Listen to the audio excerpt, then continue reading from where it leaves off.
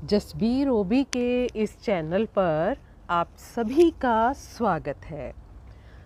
बच्चों, आज हम करेंगे अपनी 8वीं कक्षा में पाठ 2 लाख की चूड़ियों का पठन।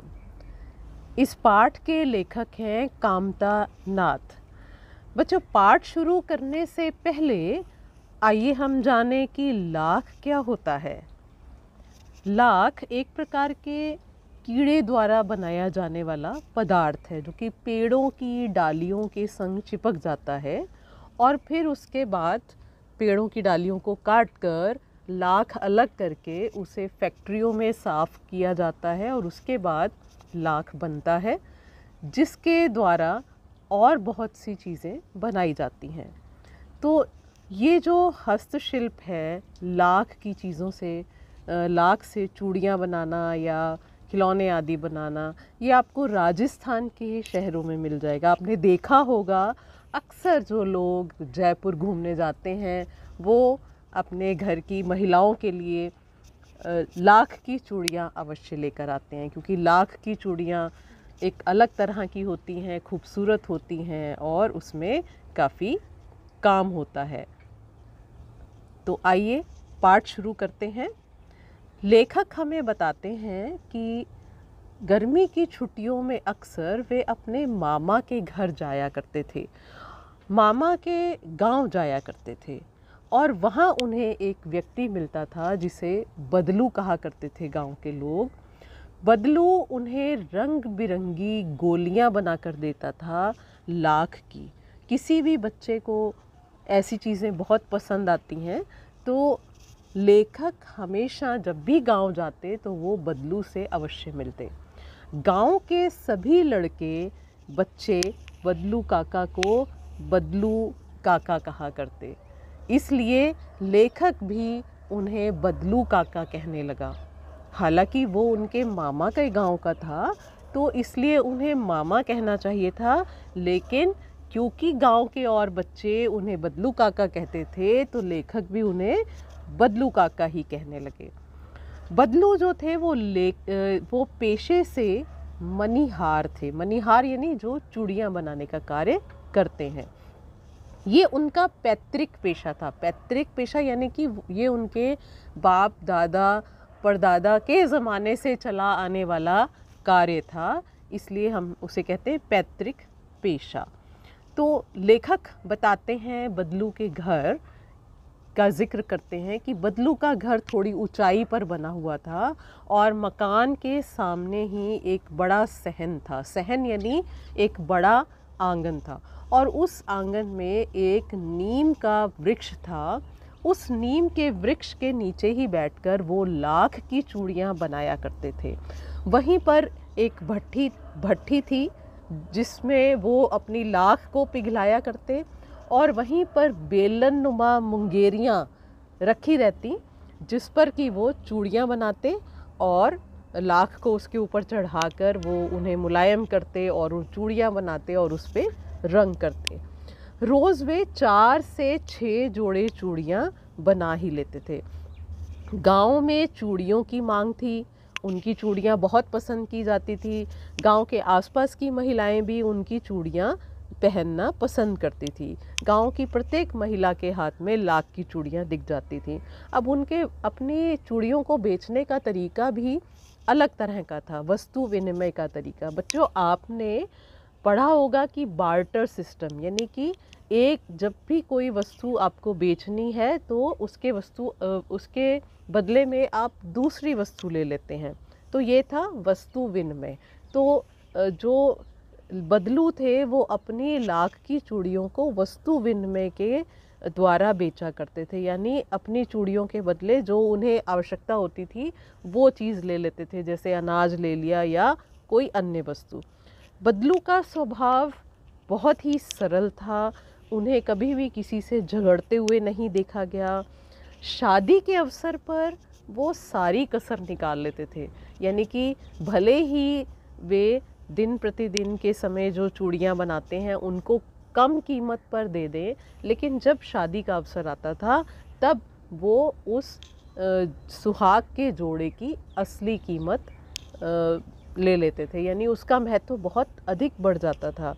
अब उसके बदले, सुहाग के जोड़े के बदले उनको क्या मिलता, उनको उन बदलू को उनके वस्त्र मिलते, उसकी घरवाली के वस्त्र मिलते, ढेरों अनाज मिलता, पगड़ी में मिलता और रुपया मिलता, सो अलग मिलता। बदलू को केवल एक ही बात से चिढ़ थी और वह थी कांच की चूड़ियाँ। लेखक जब भी उनके पास जाते तो वो उनके पास घंटों बैठकर बात किया करते। अक्सर दोपहर के समय लेखक बदलू के साथ बिताया करते और बदलू उन्हें लला कहकर पुकारा करते, जो उन्हें अच्छा लगता। अब जब वे वहाँ उनके साथ बैठते तो कई बातें होती। बदलू उनसे उनकी पढ़ाई की बात पूछा करते, उनके घर की बात पूछा करते, या शहर के जीवन के बारे में भी कभी कभी बात हो जाती। तब लेखक उन्हें बताते कि शहर में तो सब कांच की चूड़ियाँ पहनते हैं। तब बदलू उन्हें कहते कि शहर की बात और है लला, वहाँ तो महिलाएं अपने मर्दों का हाथ पकड़कर घूमती हैं। आपने देखा होगा कि गांव के लोग इस तरह के बातों में थोड़ी शर्म का अनुभव करते हैं। वहाँ पर स्त्रियाँ खुलेआम अपने पति के साथ नहीं घूम पाती हैं। फिर वे कहते हैं, बदलू उन्हें कहते हैं कि भाई उनकी कलाइयाँ तो नाजुक होती हैं ना, भारी लाख की चूड़ियाँ भारी होती हैं, वो पहनेंगी तो उन्हें मोच आ जाएगी। तो इस तरह उनका वार्तालाप चलता। लेखक की वे अच्छी खातिरदारी करते। लेखक के लिए उनके पास एक गाय थी जिसका दूध होता और उसकी मलाई बचाकर वो उसके लिए रखते, और वे उन्हें आम खिलाते अच्छे अच्छे, और साथ रंग बिरंगी लाख की गोलियां देते। इसलिए लेखक जो था वो उनके पास जाना पसंद करता था। हर गर्मी की छुट्टी में लेखक अपने मामा के गांव जाते, एक आध महीने वहाँ पर रहते और फिर वो गर्मी की छुट्टियाँ समाप्त होने से पहले ही अपने घर वापस लौट आते थे। अब क्या हुआ कि लेखक के पिताजी की बदली एक दूर के शहर में हो गई और फिर लेखक का 8-10 वर्षों तक वहाँ जाना नहीं हुआ। 8-10 वर्षों के बाद जब लेखक अपने मामा के गांव गया तो वे काफ़ी बड़ा हो चुका था। अब उसकी रुचि लाख की गोलियों में ना रह गई थी, इसलिए गांव में होते हुए भी उसे बदलू काका की याद नहीं आई। लेकिन वहाँ पर गांव में उन्होंने एक परिवर्तन देखा कि विरले ही हाथों में उन्होंने लाख की चूड़ियाँ देखीं। सब स्त्रियों ने कांच की चूड़ियाँ पहनी हुई थी। लेखक को तब भी बदलू का ध्यान नहीं आया। तभी उस दौरान एक दुर्घटना घटी कि लेखक के मामा की छोटी लड़की जो थी वो वर्षा के कारण आंगन में फिसल गई और गिर गई। गिरने से क्या हुआ, उसके जो हाथ में कांच की चूड़ियाँ थी वो उसकी कलाई में चुभ गई और खून निकलने लगा। मामा घर पर नहीं थे, इसलिए लेखक ने ही उसकी मरहम पट्टी की और इस तरह लेखक को बदलू काका की याद आई और उन्होंने सोचा कि शाम को वो बदलू काका से मिलेंगे। तो इस तरह शाम के समय वो टहलते टहलते बदलू काका के घर पहुँचे। वहाँ पर उन्होंने देखा कि बदलू नीम के नीचे खाट पर लेटा हुआ था। लेखक ने आवाज़ लगाई, बदलू काका, और बदलू काका ने उन्हें नहीं पहचाना। फिर लेखक ने अपना परिचय दिया उन्हें कि काका मैं जनार्दन हूँ, आपसे गोलियाँ बनवा कर ले जाता था। तब उन्होंने अपने जो स्मृति पटल था, यानी अपनी पुरानी यादों को ध्यान से सोचा और फिर उन्हें याद आया कि हाँ। तब उन्होंने उसे कहा कि हाँ आओ लला, बड़े दिनों बाद आए, यानी कि वो काफ़ी दिनों के बाद वहाँ आए थे। लेखक ने इधर उधर नज़र घुमाई तो उन्हें कहीं पर कोई भट्टी नज़र नहीं आई, ना ही उन्हें मुंगेरियाँ नज़र आईं। तब उन्होंने पूछा कि काका आजकल काम नहीं करते? तब बदलू ने कहा कि कई वर्षों से काम तो बंद पड़ा है, गांव में कांच का प्रचार हो गया है। मशीनी युग है ना लला। अब देखिए, मशीनी युग यानी कि चीज़ें जब मशीनों से बनने लगी तो हस्तशिल्प जो है उसकी कीमत कम हो गई। क्योंकि हाथ से बनाए जाने वाली चूड़ियों में ज़्यादा समय लगता है, ज़्यादा मेहनत लगती है, जबकि मशीनों से जब हम चीज़ बनाते हैं तो वह जल्दी बन जाती है, उसकी लागत, उसका मूल्य भी कम आता है और फिर उसमें अलग अलग वैरायटी की चूड़ियाँ मिल जाती हैं, अलग अलग डिज़ाइन की चूड़ियाँ मिल जाती हैं। तो इसलिए बदलू काका कहते हैं कि जो सुंदरता कांच की चूड़ियों में है वह लाख में कहाँ। तो इस तरह बदलू के मन में एक व्यथा छिपी हुई थी और वो व्यथा थी कि मशीनी युग ने कितने हाथ काट दिए। हाथ काटना मतलब उन्हें बेरोज़गार कर दिया। इस तरह मशीनों के आने से जो हमारी हस्तशिल्प या जो हमारे ऐसे कारीगर हैं जो कि हाथों से काम करते हैं, वो सभी बेरोज़गार होते चले गए और बेरोज़गारी के कारण उनके जो घर चलाने का जो पैसा है वो उन्हें नहीं मिल पाता और वे दिन प्रतिदिन गरीब होते चले जा रहे हैं। अब बदलू काका की क्या स्थिति है, लेखक बताते हैं कि वो थोड़ी खांसी करते हैं और लेखक को लगता है कि शायद उन्हें दमा हो गया है। तब वो उससे कहते हैं, बदलू काका कहते हैं कि नहीं नहीं, हल्की मौसमी खांसी है, कुछ ही दिन में चली जाएगी। अब लेखक जो है वो उनसे पूछते हैं कि गाय ठीक है, तब वे उन्हें बताते हैं कि नहीं, गाय भी उन्होंने बेच दी है, क्योंकि खिलाने के लिए भी तो पैसा चाहिए गाय को, उसे भी तो कुछ देंगे खाने के लिए, तो गाय भी उन्होंने बेच दी है और वे स्वयं बीमार हैं और बीमारी के कारण कमज़ोर हो गए हैं, इलाज भी नहीं करवा पा रहे हैं।